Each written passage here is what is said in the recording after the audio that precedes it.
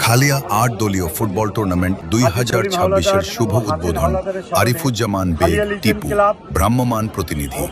মাদারীপুর খালিয়া ৮ দলীয় football tournament ২০২৬-এর শুভ উদ্বোধন। টুর্নামেন্টটি শুভ উদ্বোধন হল ১৯ জুন শুক্রবার বিকাল ৩টা ৩০ মিনিটে। উক্ত টুর্নামেন্টে মোট ৮টি দলে অংশগ্রহণ করবে, আর সম্পূর্ণ টুর্নামেন্টেই হবে নক আউট পদ্ধতিতে। যে খেলাটির চ্যাম্পিয়ন পুরস্কার হবে ২ লক্ষ টাকা, আর রানার্স আপ পুরস্কার হবে ১ লক্ষ টাকা। উক্ত টুর্নামেন্টটি হাজী সলিম হাওলাদার ও হাচেন হাওলাদারের স্মরণে। উক্ত টুর্নামেন্টের পরিচালক বিশিষ্ট ক্রীড়াবিদ এবং ব্যবসায়ী আমিনুর হাওলাদার।